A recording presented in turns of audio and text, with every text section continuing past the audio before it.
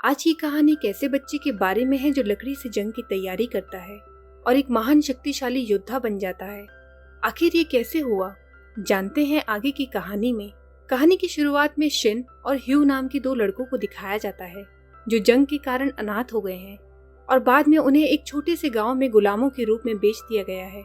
गांव की तरफ जाते समय वो ओकी नाम के एक महान सेनापति को अपनी विशाल सेना के साथ आते हुए देखते हैं। हजारों की तादाद में सेना आगे बढ़ती जा रही है। शिन ये देखकर हैरान हो जाता है कि कोई इतनी विशाल शक्ति का मालिक हो सकता है। गांव में उनके आने पर एक बुजुर्ग आदमी शिन और ह्यू को काम की जिम्मेदारी सौंपता है और उन्हें सोने के लिए एक मामूली जगह देता है जहां पर आराम का कोई नाम और निशान नहीं है। बुरे हालातों के बावजूद बच्चे शिकायत नहीं करते और एक दूसरे की काम में मदद किया करते हैं।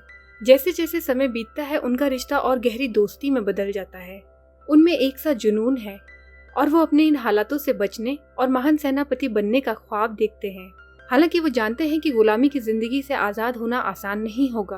अपने ख्वाबों को पूरा करने के लिए बच्चे जंगल में लड़ने की कला को सीखने की कोशिश करते हैं। वो तलवार चलाने की तकनीक सीखने के लिए लकड़ी की तलवारें भी बनाते हैं। कई साल बीत जाते हैं और दोनों बच्चे बड़े हो जाते हैं, लेकिन वो जंगल में अपना अभ्यास करना जारी रखते हैं जो उन्हें बेहतरीन सेनानियों में बदल देता है। एक दिन उनके अभ्यास के दौरान जनरल चैंग ने उन्हें वहां देखा। ऐसा लगता है कि वो ह्यू की तलवारबाजी से प्रभावित है। वो एक ख्याल बुनना शुरू कर देता है। शाम को दोनों जंगल से लकड़ी इकट्ठा कर घर लौट रहे हैं। उन्होंने देखा कि जनरल चैंग उनका इंतजार कर रहा है। ये देखकर वो हैरान रह गए। उसने खुलासा किया कि गांव का दौरा करने का उसका मकसद किंग ज़ैंग की सेवा के लिए एक महान सैनिक की खोज करना है। दोनों को हैरत हुई कि ह्यू को पहले ही सैनिक के तौर पर चुन लिया गया है। घटनाओं के इस अचानक मोड़ से वो हैरान रह जाते हैं और ह्यू चाहता है कि शिन को भी उसके साथ ले जाया जाए, जिसके लिए चैंग मना कर देता है। हालांकि शिन वास्तव में अपने सबसे अच्छे दोस्त के लिए बहुत खुश है। शिन ह्यू को अपने ख्वाबों को पूरा करने के लिए उसकी हौसला अफजाई करता है। शिन वादा करता है कि वो और ज्यादा मेहनत करेगा और जल्द ही ह्यू तक पहुंच जाएगा। उस रात अलग होने से पहले दो सबसे अच्छे दोस्त एक साथ फिर से जंग का अभ्यास करते हैं। दोनों एक दूसरे से वादा करते हैं कि वो भविष्य में फिर से जरूर मिलेंगे। अगले दिन से शिन ने अपने हुनर को बेहतर बनाने के लिए मजबूत फैसला किया। जंगल और पहाड़ी पर भी ज्यादा मुश्किल अभ्यास के लिए उसने खुद को समर्पित कर दिया। कई महीनों की कड़ी मेहनत के बाद उसकी ताकत इतनी बढ़ जाती है कि वो लकड़ी की तलवार से एक चट्टान को तोड़ सकता है। एक रात जब शिन अभ्यास के बाद अपने कमरे में आराम कर रहा था, उसे अचानक अपने दरवाजे पर एक दस्तक सुनाई दी। जब वो दरवाजा खोलता है तो ह्यू को बुरी हालत में घायल देखकर चौंक जाता है। अपने मरने जैसी हालत में ह्यू ने राज्य के अंदर चल रही हलचल के बारे में बताया। वो खुलासा करता है कि राज करने वाले राजा के छोटे भाई साइकियो ने बड़े भाई को खत्म करने के लिए हत्यारों को काम पर रखा है। अपनी आखिरी सांस लेने से ठीक पहले ह्यू ने शिन को एक नक्शा दिया और उसे उस गांव में जाने के लिए कहा जहां उसकी मंजिल की शुरुआत उसका इंतजार कर रही है। ये सब जानने के बाद शिन ह्यू की तलवार लेता है और हत्यारों के आने से ठीक पहले गांव से भाग जाता है। इच्छा ना होते हुए भी वो अपने सबसे अच्छे दोस्त के शरीर को पीछे छोड़ देता है। रास्ते में उसका सामना वहीं गांव के ठगों से होता है जो उसे घेर लेते हैं और उसके हाथ में मौजूद कीमती तलवार की मांग करते हैं। शिन शांति से बात कर किसी टकराव से बचने की कोशिश करता है, लेकिन ठग उसके रास्ते से हटने के लिए साफ इनकार कर देते हैं। उसका सालों से किया गया अभ्यास यहाँ उसकी मदद करता है और वो आसानी से उन सभी को हरा देता है। कई मीलों तक दौड़ने के बाद शिन आखिरकार अपनी मंजिल तक पहुंच जाता है। वो एक छोटी सी झोपड़ी के अंदर जाता है जहां वो एक ऐसे इंसान को देखकर हैरान हो जाता है जो ह्यू से बिल्कुल मिलता जुलता है। इससे शिन परेशान हो जाता है क्योंकि उसे ये समझने में परेशानी हो रही है कि आखिर ये हो क्या रहा है। वो इंसान कोई और नहीं बल्कि किंग ज़ैंग निकला जो राज्य छोड़कर भाग गया है। ज़ैंग ने खुलासा किया कि जनरल चैंग जानबूझकर ह्यू को महल में लेकर आया था क्योंकि वो ज़ैंग जैसा हूबहू दिखता है। इस धोखे का मकसद गुप्त अधिकारियों को गुमराह करना था जो राजा की हत्या करना चाहते थे। दुख की बात है कि इस काम के लिए ह्यू को कुर्बान कर दिया गया। इस बीच गांव में वापस दिखाया जाता है कि जनरल साजी और उसके हत्यारों को ह्यू का बेजान शरीर मिला। जनरल को सच्चाई का पता लगाने में ज्यादा देर नहीं लगी कि मरा हुआ इंसान एक धोखा है, जबकि असली राजा अभी भी जिंदा है। वो राजा को जल्द से जल्द ढूंढने का आदेश देता है। दूसरी ओर शिन को ये जानकर ज़ैंग पर गुस्सा आ गया कि उसकी जगह उसके सबसे अच्छे दोस्त की जान चली गई।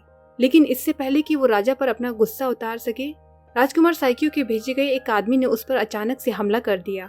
शिन को यहाँ पता चलता है कि वो ही ह्यू की मौत का जिम्मेदार है। शिन और भी ज्यादा गुस्से से भर जाता है और दुश्मन के साथ लड़ाई शुरू हो जाती है। आखिरकार अपने बेहतर अभ्यास का उपयोग करके वो हत्यारे को हराने में सफल हो जाता है। बाद में वो ज़ैंग का सामना करता है और उससे इतना सब होने की सफाई मांगता है कि उसके सबसे अच्छे दोस्त को क्यों मरना पड़ा। जवाब में ज़ैंग ने खुलासा किया कि ह्यू होने वाले खतरे से पूरी तरह से वाकिफ था। वो अपनी इच्छा से राज्य को बचाने के लिए और अपने जीवन का बलिदान देने के लिए राजी हो गया था। इसके अलावा ज़ैंग का दावा है कि अपने छोटे भाई को राज्य पर कब्जा करने से रोकने के लिए उसे जिंदा रहना होगा, क्योंकि अगर सारी शक्तियां साइक्यू के हाथ में आ जाए तो वो पूरे राज्य को नष्ट करने में बिल्कुल भी वक्त बर्बाद नहीं करेगा। इसके बाद ज़ैंग ने शिन को उसके साथ उसके मकसद में शामिल होने के लिए कहा और सिंहासन को फिर से पाने में उसकी मदद करने के लिए उससे दरखास्त की और इस बात पर भी जोर दिया कि ह्यू की कुर्बानी को सम्मान देने का ये सबसे अच्छा तरीका होगा। आगे दिखाया जाता है कि साइक्यू ये जानकर गुस्सा हो जाता है कि उसका भाई अभी भी जिंदा है। उसका गुस्सा जनरल चैंग पर भी निकलता है, जिसने ज़ैंग की जान बचाने के लिए एक हमशक्ल को शामिल किया था। साइक्यू ने चैंग और ज़ैंग दोनों को पकड़ने का आदेश दिया और ट्रॉफी के रूप में उनके सर की मांग की। उसी दौरान जनरल ओकी महल में आता है और एक कटा हुआ सिर पेश करता है और दावा करता है कि ये चैंग का है। इससे प्रभावित होकर राजकुमार ने उसे ज़ैंग को पकड़ने का काम सौंपते हुए उसे चैंग के राज्य का नया सेनापति नियुक्त कर दिया। वहीं दूसरी तरफ ज़ैंग और शिन को एक लड़की मिलती है जिसका नाम क्योटन है, जो पहाड़ी जनजाति से है। तीनों पहाड़ी रास्ते से एक साथ गुजरते हैं। बांस के जंगल से गुजरते समय एक आदमी ने उन पर हमला कर दिया। वो जहरीली सुई और हथियार से लैस है। शिन अपनी तलवार से लड़ता है और बहादुरी से उसके खिलाफ जबरदस्त लड़ाई लड़ता है। बहुत संघर्ष के बाद वो अपनी तलवार से दुश्मन का सिर काटने में कामयाब हो जाता है, लेकिन जहरीली सुई में से एक सुई उसे लग जाती है, जिससे वो बेहोश हो गया। इसके बाद ज़ैंग और क्योटन उसकी मदद के लिए उसे एक 400 साल पुराने एक घर में ले आते हैं, जो पहाड़ी जनजाति और ज़ैंग के पूर्वजों से अच्छे संबंध का प्रतीक है। शिन को होश आता है और वो ज़ैंग से बातचीत करता है। ज़ैंग उसे बताता है कि उसकी माँ एक आम औरत थी, पर साइक्यू की माँ एक राजघराने से थी। इसलिए साइक्यू को एतराज है कि ज़ैंग राज तख्त पर बैठे, क्योंकि उसका खून शाही नहीं है। जल्द ही सैनिकों का एक समूह उनके पास पहुंच जाता है, जिसका नेतृत्व कोई और नहीं बल्कि जनरल चैंग कर रहा है, जिसके बारे में पहले माना गया था कि उसे मार दिया गया है। यहाँ पता चलता है कि ओकी ने साइक्यू को जो सिर तोहफे में दिया था वो महज एक छलावा था। चैंग राजा के प्रति वफादार रहता है। साइक्यू के चुंगल से सिंहासन को फिर से पाने के लिए वो ज़ैंग के साथ नई रणनीति तैयार करने में उसकी मदद करता है। हालांकि ज़ैंग जंग में शामिल होने में झिझक रहा है, क्योंकि उसकी सेना साइक्यू की सेना के सामने कुछ भी नहीं है। साइक्यू के पास 80,000 सैनिक हैं। ये सुनकर चैंग ने पहाड़ी जनजाति से मदद मांगने का सुझाव दिया, जो ज़ैंग के शाही परिवार के पुराने मित्र थे, जिन्हें सदियों पहले धोखा दिया गया था। चैंग को लगता है कि जनजाति के समर्थन से एक बहुत बड़ा सैन्य गठबंधन बनाना सही विकल्प है। इस बात से ज़ैंग सहमत हो गया और सभी लोग पर्वतीय जनजाति क्षेत्र की ओर चल पड़े। एक लंबी कठिन यात्रा के बाद वो पर्वतीय जनजाति के क्षेत्र की सीमा पर पहुंच जाते हैं। हालांकि पहुंचने से पहले उन्हें पहाड़ी जनजाति के सैनिकों ने पकड़ लिया और बंदी बनाकर उन्हें ले गए। सब लोग उनका साम्राज्य देखकर हैरान रह गए। फिर उन्हें उनके मुखिया युतानवा के सामने लाया गया। ज़ैंग अपने पूर्वजों की ओर से माफी मांगता है और जनजाति से उनके राज्य को फिर से पाने में मदद की गुजारिश करता है। मुखिया ने शुरुआत में ज़ैंग की गुजारिश को खारिज कर दिया और कहा कि अतीत में उसके राज्य के कारनामों के कारण मुखिया की जनजाति को बहुत गहरे नुकसान का सामना करना पड़ा था। हालांकि ज़ैंग निडर बना हुआ है और मुखिया को समझाने की कोशिश कर रहा है कि अगर उसके भाई ने सिंहासन पर दावा कर दिया तो इसके बुरे अंजाम होंगे और हमारे बीच की ये दूरियां जो सदियों से चली आ रही हैं ऐसे ही चलती रहेंगी। ये सब सुनकर मुखिया अपने राज्य के प्रति ज़ैंग के समर्पण से प्रभावित होती है और उसने घोषणा कर दी कि पहाड़ी जनजाति राजघराने के साथ अपने अच्छे संबंधों की शुरुआत करेगा। मुखिया के रूप में एक लड़की को सिंहासन पर देखना सबको हैरत में डाल देता है। इस गठबंधन को सुरक्षित करने के बाद ज़ैंग ने अलग अलग दिशाओं से शाही सेना पर हमला करने की अपनी योजना साझा की। अगले दिन ज़ैंग और उसके सैनिक पहाड़ी जनजाति के भेष को अपनाकर शाही महल की ओर बढ़ते हैं और वहां पहुंच जाते हैं, जिसकी खबर सैक्यू को दे दी जाती है। युटानवा सैक्यू के सलाहकार से मिलती है और राजकुमार के साथ गठबंधन का प्रस्ताव रखती है। सलाहकार ये जानकारी सैक्यू को देता है और एक आपसी बातचीत के बाद वो गठबंधन करने के लिए रजामंद हो जाते हैं। हालांकि फिलहाल पहाड़ी जनजाति के सिर्फ 50 सदस्यों को ही आगे की बातचीत में भाग लेने की इजाजत दी जाती है। आगे देखते हैं कि 50 लोगों का समूह राज्य में प्रवेश करता है और दुश्मन सेना पर हमला करता है। अपनी तैयार की गई योजना का पालन करते हुए ज़ैंग ने अपनी सेना को 2 गुटों में बांट दिया। एक समूह का नेतृत्व शिन और चैंग ने किया और दूसरे समूह का नेतृत्व युटानवा और ज़ैंग ने किया। शिन का समूह सिंहासन कक्ष तक पहुंचने के लिए गुप्त मार्ग का इस्तेमाल करता है, जबकि ज़ैंग का समूह मुख्य मार्ग का इस्तेमाल करता है। हमले का आगाज होता है। उन पर आते ही तीरों की बरसात कर दी जाती है। सेना आगे की ओर बढ़ती जाती है, पर तभी जख्मी सैनिक उठ खड़े होते हैं और एक जबरदस्त लड़ाई होती है। सेक्यू के पास हजारों की सेना होने के बावजूद वो पहाड़ी जनजाति के योद्धाओं का मुकाबला नहीं कर पाते। दूसरी ओर शिन के समूह का मुकाबला जनरल साजी से होता है, जो उनका सामना करने के लिए एक विशाल जल्लाद को भेजता है। शुरुआत में वो लोग जल्लाद पर काबू पाने के लिए संघर्ष करते हैं, लेकिन आखिरकार शिन अपने साथियों के एक साथ कोशिश करने से उसे मारने में कामयाब हो जाता है। वो सेक्यू की हत्या के इरादे से शाही महल में घुस जाता है। हालांकि सेक्यू को इससे कोई फर्क नहीं पड़ रहा है, क्योंकि उसकी रक्षा करने के लिए सैनिक हजारों की तादाद में खड़े हैं। सेक्यू ने घुसपैठियों को खत्म करने के लिए अपने सबसे शक्तिशाली जनरल में से साजी को बुलाया। साजी ने टकराव के दौरान पहाड़ी जनजाति के सैनिकों के एक हिस्से पर आसानी से काबू पा लिया।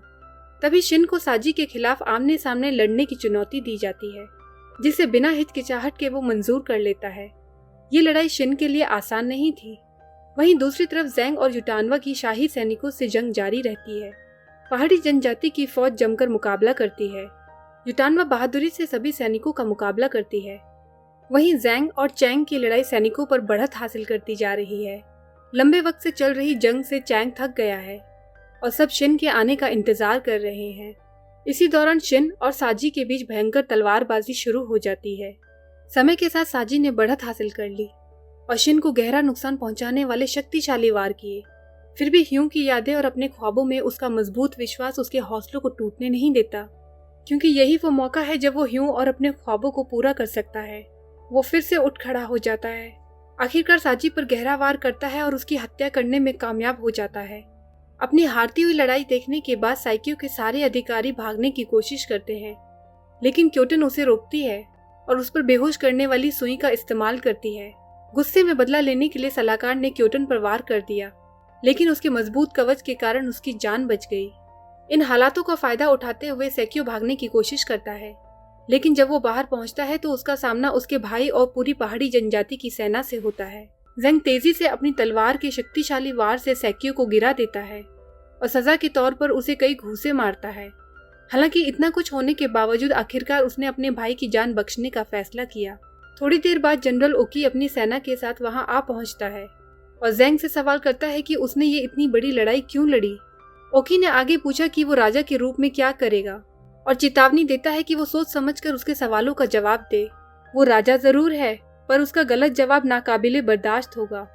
ज़ैंग कहता है कि वो सभी राज्यों को एक साथ जोड़कर एक महान देश बनाना चाहता है, चाहे भले ही भविष्य में शांति बनाए रखने के लिए जंग करने की जरूरत पड़े। जिस तरह से उसने पहाड़ी जनजाति के साथ ये जंग जीत ली है, वैसे ही हम एकजुट होकर एक महान देश बनाएंगे और दुनिया पर अपना परचम लहराएंगे। ये जवाब ओकी को पसंद आता है और वो ज़ैंग के साथ गठबंधन बनाता है। फिर वो सेक्यू की सेना बलों को पीछे हटने का आदेश देता है। हालांकि सेक्यू के प्रति वफादार जनरलों में से एक ने ऐसा करने से इनकार कर दिया और अपनी सेना के साथ ज़ैंग पर हमला करने के लिए आगे बढ़ता है। ये देखकर जनरल ओकी मुस्कुराता है। सेना आगे बढ़ती है और एक ही जबरदस्त चाल में वो पूरी सेना को मार गिराता है। उसकी विशाल शक्ति से बाकी के सैनिक डर जाते हैं। ओकी के जाने से पहले शिन उसे कहता है कि वो आने वाले दिनों में दुनिया के सबसे महान जनरलों में से एक बनकर दिखाएगा। ये सुनकर ओकी भी मानता है कि हवा का रुख बदल गया है और आने वाले दिनों में बदलाव होंगे। आखिर में ज़ैंग अपने सिंहासन पर वापस आ जाता है, जबकि शिन अपने और ह्यू दोनों के ख्वाबों को साकार करने की कामयाबी से खुश होता है। और ये कहानी यहीं खत्म हो जाती है। इस कहानी के बारे में अपने कमेंट्स हमसे जरूर शेयर कीजिएगा। मिलते हैं आपसे अगले वीडियो में। तब तक अपना और अपनों का ख्याल रखिए। बाय बाय दोस्तों।